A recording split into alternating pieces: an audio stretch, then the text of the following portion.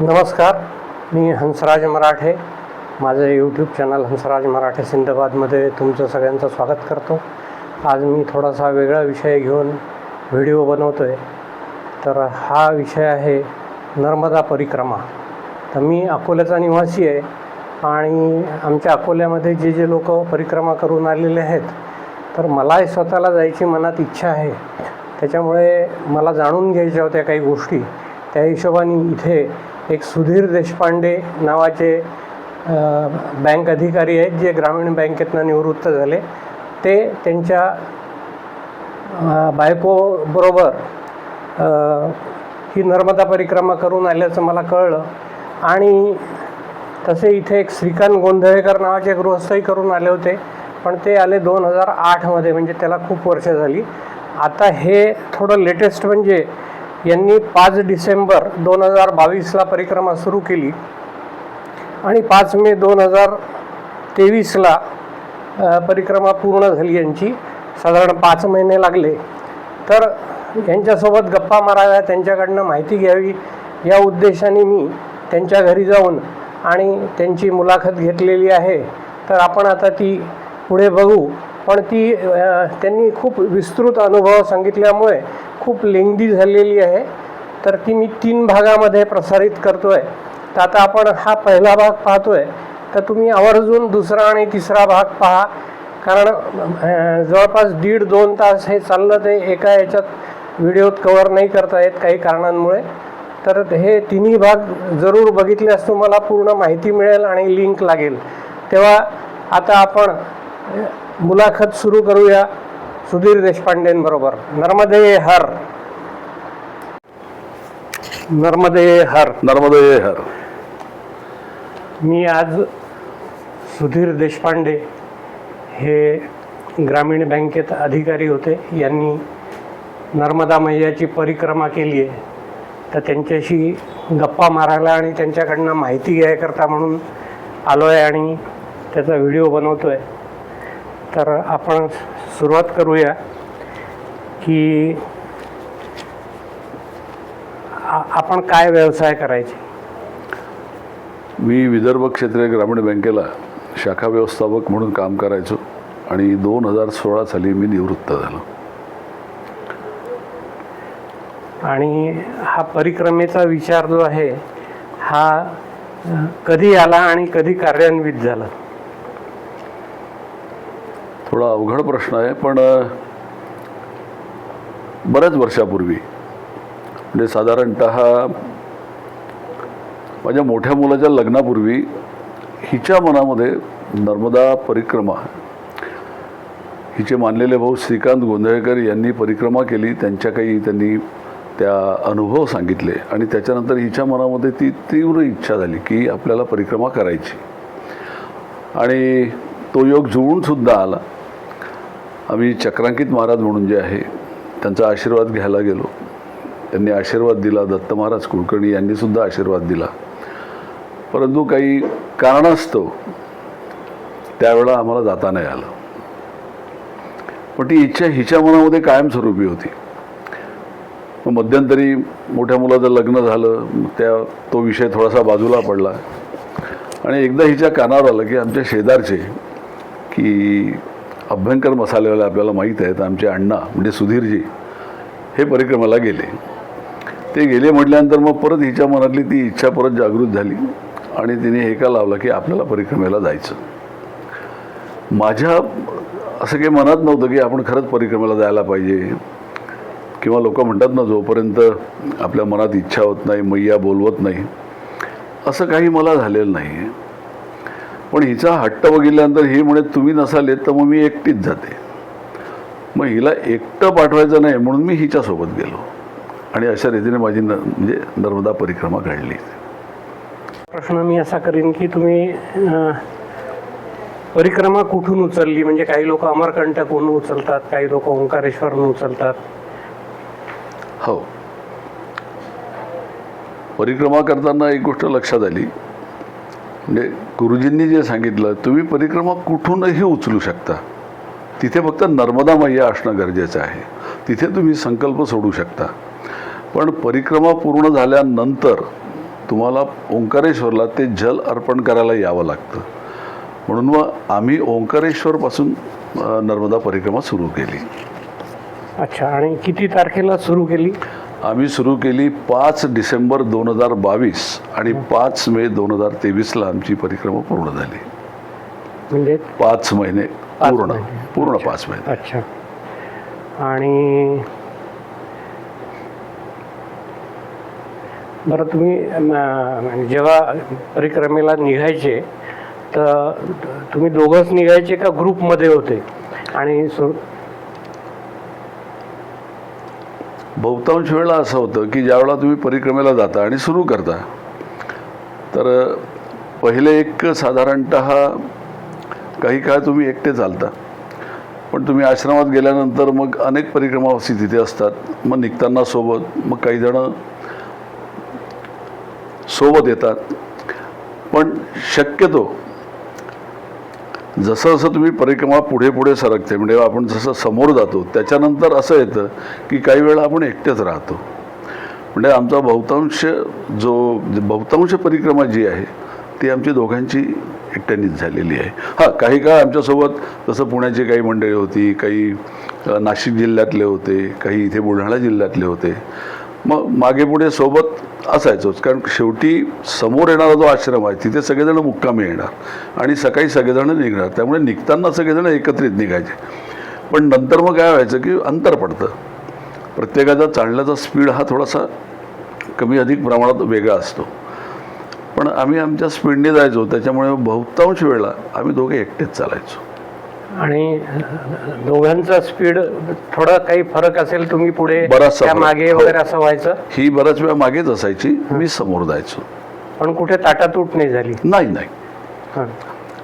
उलट काही वेळा मी जसं बुलढाणा जिल्ह्याचा उल्लेख केला तर आजच त्या आमच्या दादांचा फोन आला होता, रूपराव सावळे. त्यांनी 3 वेळा केली परिक्रमा, वय वर्ष 80 त्यांचं.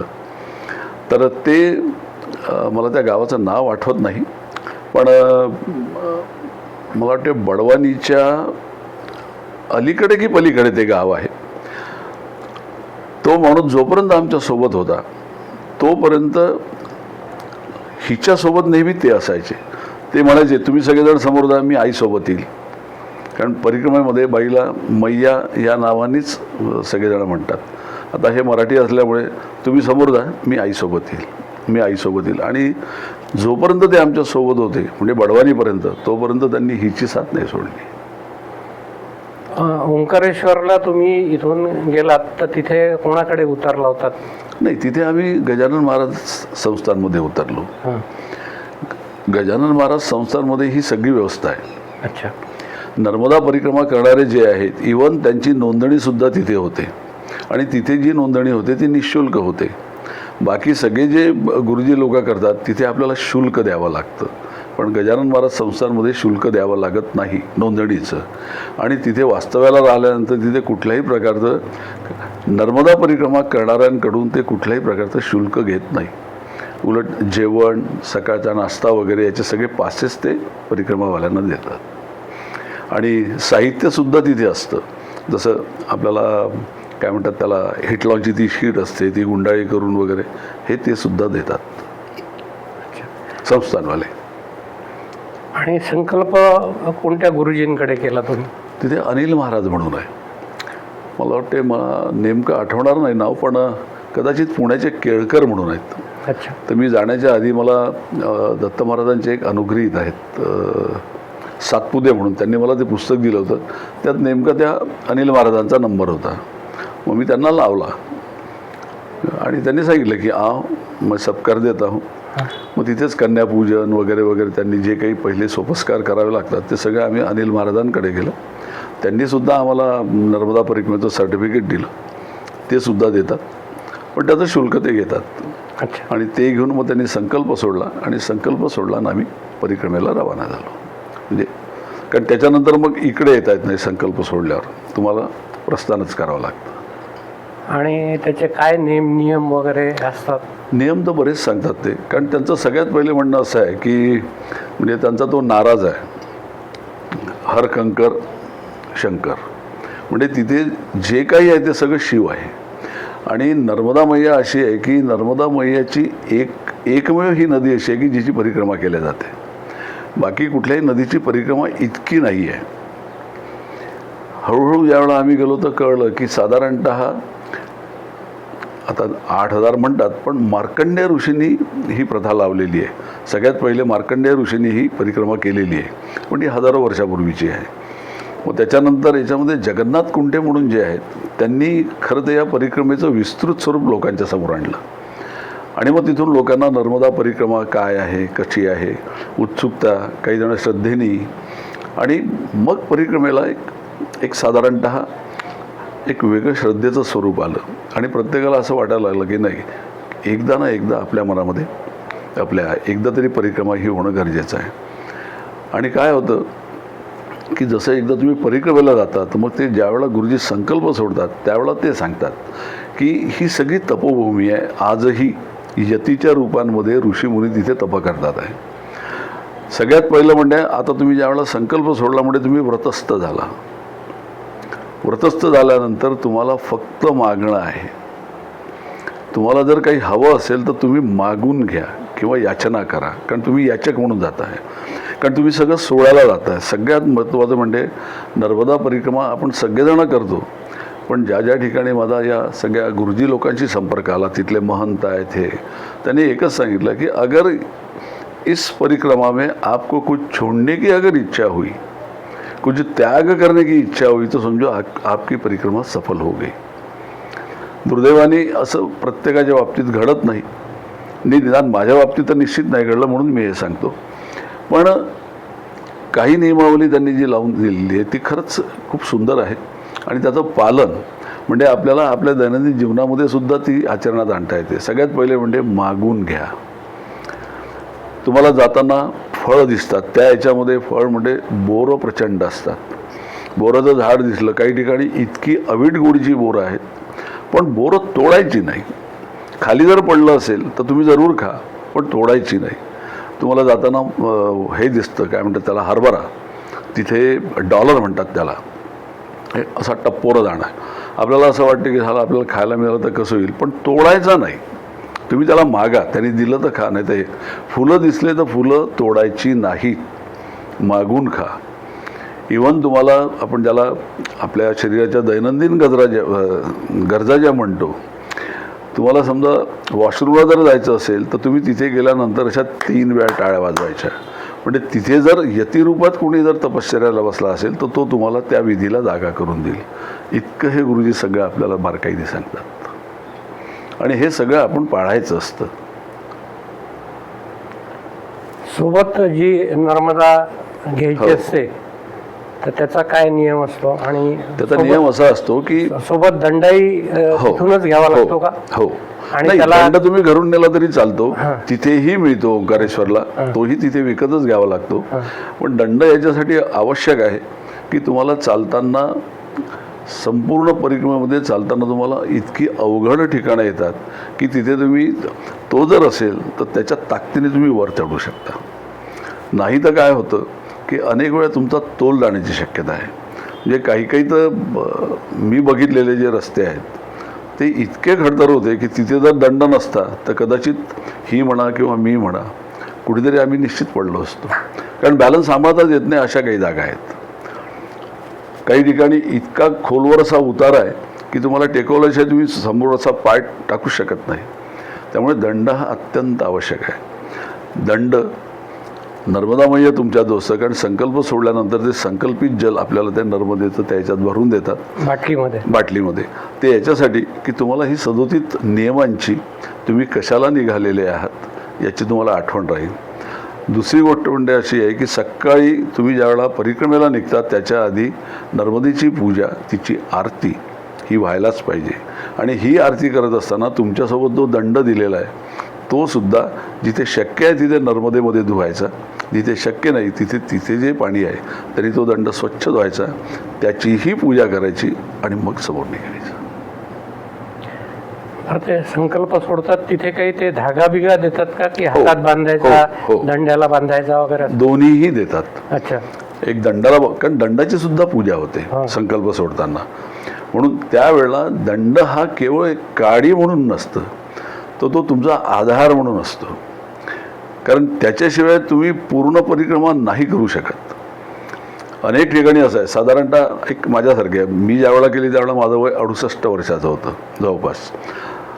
म्हणजे म्हातारा या संज्ञेमध्ये मोडणाराच मी होतो. तर त्याच्यामुळे तो दंड अत्यंत आवश्यक आहे. तुम्हाला पूर्ण असं जर पहाड चढायचं असेल तर तुम्हाला दंडाशिवाय वर पाय टाकताच येणार नाही. त्याच्यामुळे तो तुमचा खरा आधारस्तंभच असतो त्यावेळेला. म्हणून त्याची पूजा आवश्यक आहे, सकाळ संध्याकाळ. कारण तो आपण मातीत ठेवतो, मग तो परत पाण्याने धुवायचा, त्याला गंध लावायचं किंवा कुंकू लावायचं. ज्यावेळेला आपण नर्मदा मैयाची आरती हे करतो पूजा, त्यावेळेला दंडाची सुद्धा आपण पूजा करतो. आणि सगळे परिक्रमावासी करतात. प्रत्येकाचे दंड असे लाईनीत ठेवले असतात आपल्या नर्मदेच्या तिथे आणि सगळेजण पूजा करतात. काही ठिकाणी मग सगळेजण एकत्र आल्यानंतर सामूहिक आरती होते मैयाची. आणखीन सोबत काय काय सामान म्हणजे घेतलं होतं? सामान घेतलं होतं म्हणजे आता कपडे किंवा गरम कपडे, कानटोपी वगैरे असं काही लागतं का? कानटोपी मी तर नव्हती घेतली, हिनी पण नव्हती घेतली. कारण थंडी होती, माहिती आहे. सगळ्यात पहिली गोष्ट म्हणजे असं आहे की नर्मदा परिक्रमेला निघताना तुम्हाला थंडीतच निघावं लागतं. त्याच्यामुळे अनेक जण या सगळ्या सोयीने निघतात. मी फक्त एक जॅकेट घेतलं होतं आणि मफलर घेतलं होतं. या 2 गोष्टी मी घेतल्या होत्या. तिनेसुद्धा तिचं एक जॅकेट घेतलं होतं आणि कानाला बांधायला तिचा स्कार्फ होता. थंडी प्रचंड आहे, याच्याबद्दल वादच नाही. पण ज्यावेळेला तुम्ही चालता तर त्या ऊर्जेमुळे काय होतं की तुम्हाला काही वेळानंतर अंगात जे घातलेलं जॅकेट आहे ते तुम्हाला काढूनच ठेवावं लागतं. ते घालून तुम्ही पूर्ण चालूच शकत नाही. एक 2-4 किलोमीटर गेल्यानंतर मग माणूस एक काढायला सुरुवात करतो आणि काढावं लागतं. इतकी उष्णता किंवा ऊर्जा तुमच्या शरीरामध्ये निर्माण होते. राहता राहिला सामान, याच्यासाठी दुसरे जास्ती देता येत नाही. की परिक्रमेच्या नियमामध्ये त्यांनी साधारणतः सांगितलं आहे की तुमची जी बॅग आहे त्याचं वजन 8 किलोच्या वर नसावं. कारण तुम्हाला ती पाठीवर घेऊन फिरावं लागतं.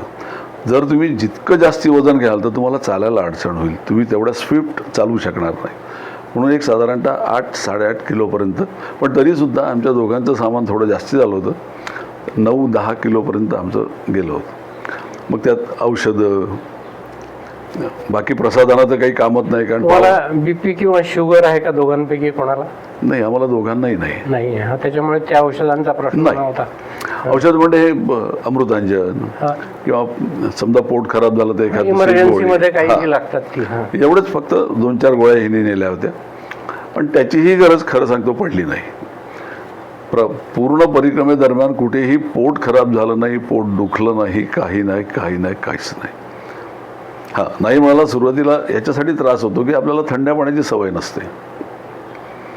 जसं सियाराम बाबा म्हणून जे प्रसिद्ध आणि श्रद्धेचं ठिकाण आहे मध्य प्रदेशामध्ये, तेलियापट्टण नावाचं गाव आहे.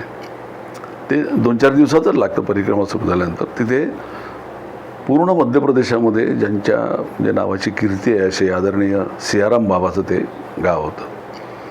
मग तिथे गेल्यानंतर मला रात्री प्रचंड ताप आला आणि इतकी हुडहुडी भरली की नेलेलं सगळं कमी पडायला लागलं.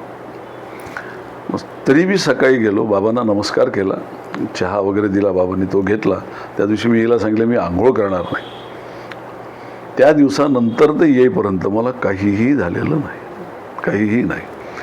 कारण ती सगळं सांभाळून घेते.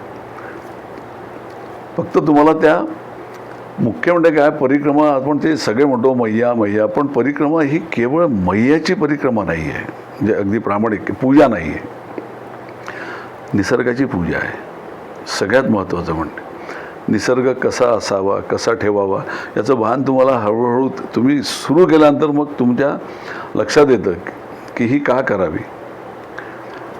जिज्ञासेने जर आपण गेलो, कारण ती कुठल्याही परिक्रमेला काहीही होऊ देत नाही, हा जर विश्वास असेल तर मग आपल्याला या सगळ्या गोष्टींचं महत्त्व आपोआप कळायला लागतं.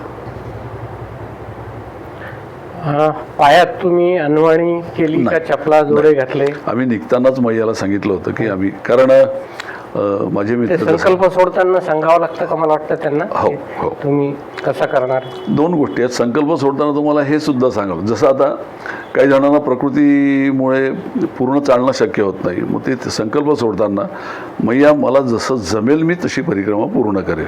मग तिथे तुम्हाला या गोष्टी, पायात वाहन घालता येते, ज्या ठिकाणी तुम्ही खूपच थकला मग तिथे तुम्हाला बसमधून प्रवास करता येतो.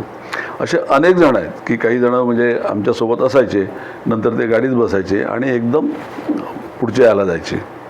असे अनेक जण भेटलेत आम्हाला, म्हणजे जे साधारणतः वयस्क होते असे. काही जण करतात असे. नाही तर आता हे चपला जोडे हे जे आहे तर ते तुमची एकच जोडी तुम्हाला पुरली का? नाही नाही, हां. काही लोकांना आम्हाला 5-7 लागतात 5-7 नाही लागल्या, पण आम्हाला 2 घ्याव्याच लागेल, 2-2 रस्त्यात. तर चपला घातल्या होत्या की जोडे नाही, मी सँडल घातली होती. Floaters type. हां, आणि जोडे याच्यासाठी नाही की जोड्यांनी, आता बऱ्याच जणांनी जोडे घातले होते, पण मला निघताना ज्या सूचना मिळाल्या होत्या, जे जाऊन आलेत, विशेषतः मी इथे गोंधळेकर मामांचा उल्लेख करीन, त्यांनी खूप मोलाचं मार्गदर्शन केलं. नंतर माझे एक मित्र आहेत श्री राजेश जोशी म्हणून, ते अतिशय उत्तम बासरीवादक आहे, त्यांनीही मला सांगितलं होतं जोड्याने मग काय चालताना तो पाय जसं आपण फुलतो असं म्हणतात ना, काही वेळेला एखाद्या वेळेला काही जणांना सूज येते पायावर, मग तो त्याच्यामध्ये त्याला खूप त्रास होतो, म्हणून आपल्या पायाला वारा लागेल अशा रीतीने त्या सँडल्स आम्ही वापरल्यात. आणि पहिली मला बडवानीला घ्यावं लागली आणि दुसरी मला अमरकंटकला घ्यावी लागली. अच्छा, तर विकत घेतली? हो, विकत.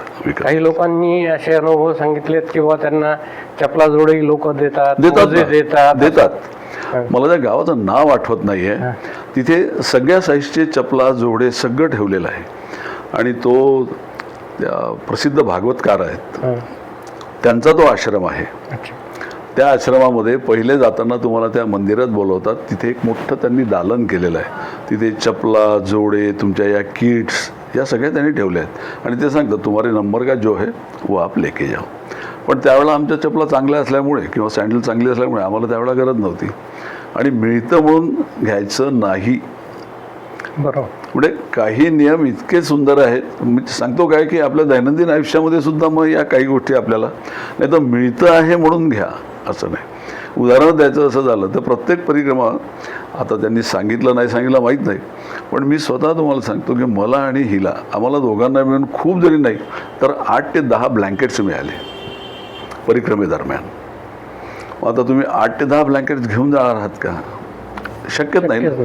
मग आम्ही त्या आश्रमातच ज्यांना खूप आवश्यकता आहे अशांना आम्ही एक देत गेलो.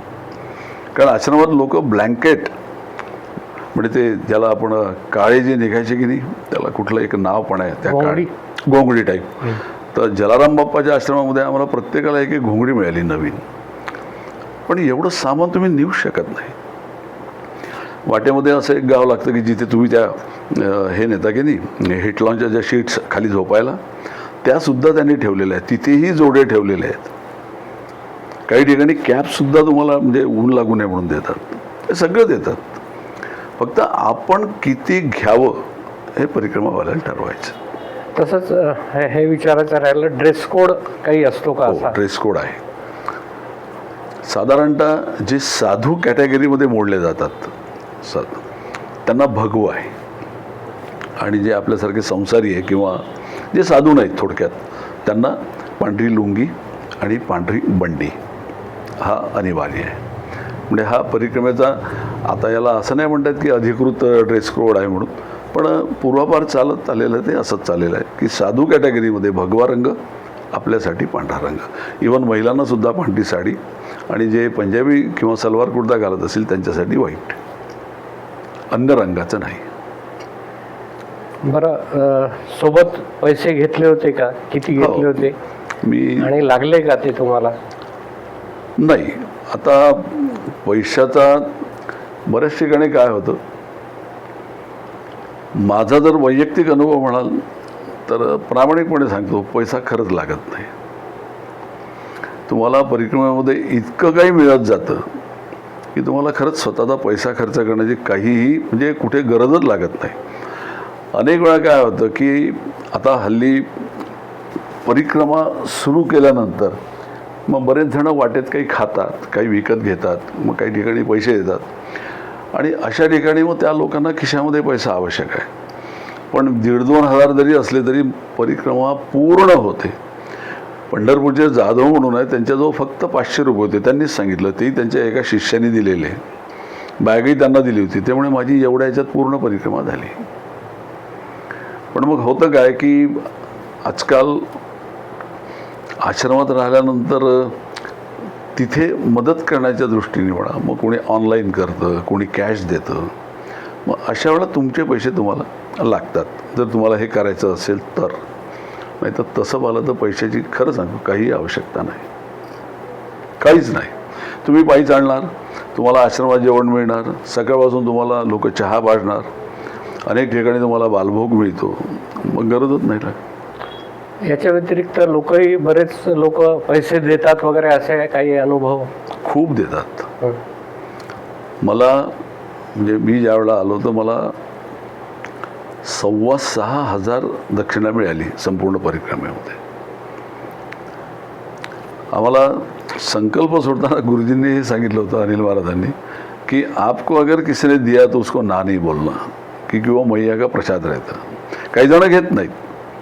माझ्यासोबतच चितळे म्हणून होते पुण्याचे, त्यांनी नाही घेतला. म्हणजे ते त्यांच्या विधानाला पक्के होते. मला त्यांचं आवडलं सुद्धा. पण इकडे गुरुवाज्ञा होती की नाही म्हणायचं नाही. मग अशा वेळेला ज्यांनी जे दिलं ते आपण घ्यायचो. आणि लोक इतके श्रद्धाळू आहेत, तुम्हाला काय सांगू. जबलपूरला आम्ही ज्यावेळेला शिरलो तर त्यावेळेला असा हायवे होता, 4 लेन हायवे. आम्ही या दिशेने चालत होतो. अगदी पलीकडच्या टोकावर एक ट्रक उभा होता. त्या ट्रकवाल्याने आवाज दिला, महाराज जी रुको. आणि मला त्याने सांगितलं, महाराज जी यहाँ तक के आते क्या. म्हटलं काय आहे म्हणून मग मी गेलो तिथे. तो खाली उतरला, माझ्या पाया पडला आणि त्याने मला 50 रुपयाची नोट काढून दिली. मी ती घेतली. आम्ही आतमध्ये शिरलो आणि लोक श्रद्धेने तुम्हाला खूप देतात, पैसेही देतात. मला ते अंकलेश्वर की भरूचला की कुठेतरी जाता जाता हिला साडी, मला टॉवेल, हे सगळं देतात. परिक्रमावाल्यांबद्दल इतकी श्रद्धा आहे त्यांच्या मनामध्ये की हे सगळं ते करतात. पैसे घ्यायचे असं आम्हाला अनिल महाराजांनी सांगितलं.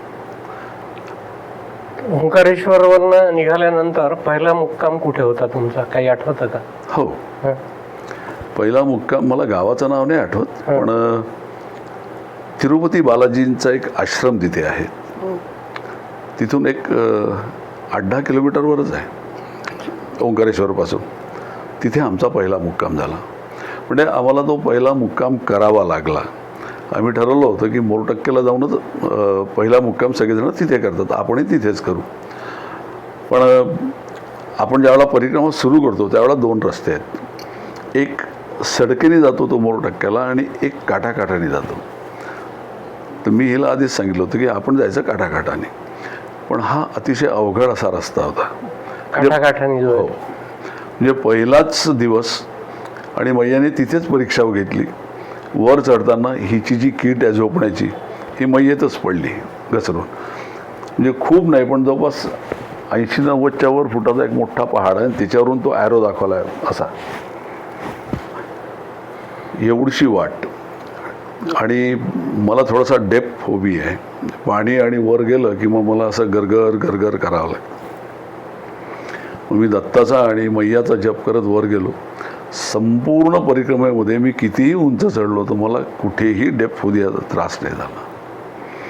एका ठिकाणी इथून दुसऱ्या पहाडाला कनेक्ट करताना जी मधली गॅप आहे ती इतकी जीवघेणी होती, तिथेच नेमकी हिची ती कीट पडली, ती मैयत पडली. मग तिथून एकमेकाला हात देऊन आम्ही गेलो आणि नंतर वाटच दिसेना आम्हाला. कुठेही गेलो तरी काहीच नाही. मग शेवटी एक मंदिर लागलं, तिथे गेलो. मग त्यांनी आमची भोजनाची व्यवस्था केली. ते दत्ताचं मंदिर होतं, तिथे आम्ही प्रसाद घेतला. मग ही म्हणे का हो काय करायचं, तर आम्हाला एक छोटंसं देवीचं देऊळ लागलं. दाट झाडी, इकडनं मैया वाहते. हिला म्हटलं एक काम करू, इथे आपण पथाऱ्या टाकू आपले, माझ्या ह्याच्यावर तू झोप आणि एक काम कर, काही वेळ तू झोप, मी जागा राहतो, काही वेळ मी झोपतो, तू जागी राहा. कारण काहीच नाही आजूबाजूला. खूप वेळा नर्मदे हर म्हटलं, पण तो भाग असा होता, आश्रम तिथून बरेच लांब होते. ही म्हणे का मग आपण समोर जाऊ. म्हटलं समोर काही नसेल तर मग काय करायचं, मैयाचं नाव घेऊन जायचं. मग आम्ही गेलो. गेल्यानंतर आम्हाला एक थोडासा जुनाट असा एक आश्रम लागला. तिथे एक म्हातारे बाबा बसले होते. त्यांना म्हटलं, आज रुकने के लिए मिलेगा यहाँ? तो बोले नहीं, यहाँ कोई व्यवस्था नहीं है, आप एक काम करिए, बोले सीधा जाइए और बाई तरफ मुड़िए, वहाँ एक आश्रम आहे. तो हा बालाजींचा आश्रम होता. मग आम्ही तिथे गेलो. त्यांनी सगळी सोय केली छान. रात्रीचं भोजन प्रसाद घेतला, आराम केला आणि सकाळी मोरटक्का आणि मोरटक्का मार्गे मग आम्ही पुढच्या प्रवासाला लागलो. आता ह्याच्यातला थोडासा कठीण प्रवास जो आहे, असं म्हणतात की शूलपाणीचं जे जंगल आहे, झाडी आणि खप्परमल, तर इथला अनुभव कसा होता तुमचा? आमचा खूप सुंदर होता. त्याचं कारण सांगतो की जसं शूलपाणीचं जंगल म्हटल्यानंतर भिल्ल, मग तुम्हाला कपडे काढून घेतात, नागवं करतात, पैसे, हे सगळं कानावर होतं. हळू हे पण कानावर होतं की आता हे सगळं बंद झालेलं आहे. तिथे रावेत की काही हरिमामा म्हणतात त्याला, घोंगशाचे महाराज, त्यांचं नाव मला आठवत नाही, पण ते गिरी महाराज जे आहेत, तर त्या महाराजांनी त्या भागामध्ये या लोकांना सुधारण्यासाठी प्रचंड काम केलं आहे आणि त्यांच्या कार्याला यशसुद्धा आलं.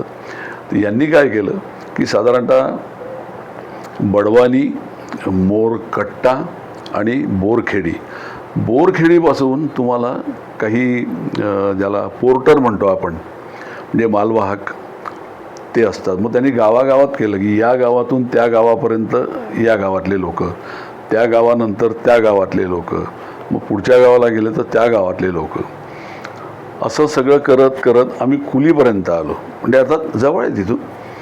बोरखेडीचे लोक घेतले आम्ही पोर्टर, कुलीला आलो, कुलीला वेगळे लोक घेतलं, तिकडनं घोंगशाला आलो, घोंगशावरून वेगळे लोक घेतले आणि एक सॅमुअल की असं काहीतरी गाव आहे, त्या गावाला आलो, तिथून वेगळे लोक घेतले आणि नंतर दुसरीकडे गेलो. तर हा त्यांना एक व्यवसाय म्हणून त्यांनी दिलेला आहे. त्याला आपल्याला मात्र पैसे द्यावे लागतात. तर ते काय, तुमची एकच बॅग असते, त्यामुळे एक साधारणतः 200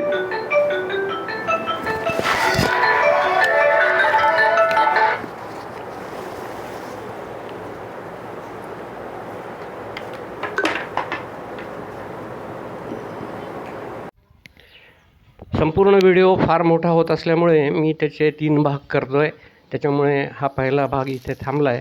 आता त्यांनी आत्ताच सांगितल्याप्रमाणे शूलपाणीचं जे जंगल आहे ते अतिशय अवघड टप्पा आहे. 2 टप्पे अवघड आहेत. एक शूलपाणीचं जंगल आणि दुसरं मांडवगड असं लोक सांगतात. हे आता शूलपाणीच्या जंगलातनं हे लोक चाललेले आहेत आणि तुम्ही बघू शकता की ह्यांच्याजवळ आत्ता काही सामान नाही आहे. मग ते सामान गेलं कुठे? तर त्यांनी जसं सांगितलं तसं तिथे काही मुलं हा व्यवसाय करतात की तुमचं सामान खांद्यावर घेतात ते आणि ते तुम्हाला तो भाग पार करून देतात. मग तुम्ही त्यांना काय पैसे द्यायचे असतील ते द्या, 50, 100, 200 काय असतात ते. त्यांनी सांगितलं की आम्ही 200 दिले म्हणून, देशपांडेंनी तसं ते द्यायचे. म्हणजे त्याच्यात 2 गोष्टी झाल्या आहेत की पूर्वी ह्या भागामध्ये लूटपाट व्हायची, सगळं तुमच्याकडनं काढून घ्यायचे हे लोक, आदिवासी लोक जे आहेत, भिल्ल लोक जे आहेत, आणि तुम्हाला नागवा करून सोडायची इथपर्यंतही काही लोकांनी सांगितलेलं आहे. तर ते आता एक तिथे महाराज काम करतात, त्यांनी प्रबोधन करून ते सगळं थांबवलेलं आहे. आणि आता ही मुलं हे असं सामान घेऊन जातात आणि त्याच्यात 2 गोष्टी साध्य होतात. तुमचं सामान हलकं होतं जर तुम्हाला त्यांना सामान द्यायचं असेल तरच. अर्थात काही लोक आपलं सामान आपणच कॅरी करू याच्यावर अगदी ठाम असतात. तर यांना सामान देऊन आणि तुम्ही हलकं होऊन आणि चालू शकतात, थोडे जास्त किलोमीटर चालू शकतात. ते तुम्हाला रस्ताही दाखवतात, मार्गदर्शनही करतात. आता हा पुढचा व्हिडिओ जो आहे तो तिथून शूलपाणीच्या पुढे, बरंच पुढे गेल्यानंतर विमलेश्वरी देवीचं मंदिर आहे. तिथे 2 ठिकाणी बोटीतनं जातात लोक. तर हे बोटीतनं गेले होते आणि काही पैसे द्यावे लागतात. तर अशा पद्धतीने मी हा व्हिडिओ टाकला आहे. तुम्हाला कसा वाटला ते कॉमेंट करून जरूर कळवा. माझं चॅनल आत्तापर्यंत सबस्क्राईब केलं नसेल तर जरूर सबस्क्राईब करा, लाईक करा, शेअर करा. आणि पुढचा भाग जो आहे, भाग 2, तो आवर्जून पहा, म्हणजे तुमची लिंक लागेल की त्यांनी काय माहिती सांगितली आहे. तर भाग 2 आणि भाग 3. तर आता आपण इथे मी तो व्हिडिओ थांबवतो आणि आपण भेटूया आता पुढच्या भागामध्ये. आणि हा व्हिडिओ तुम्ही शेवटपर्यंत पाहिल्याबद्दल धन्यवाद. नर्मदे हर.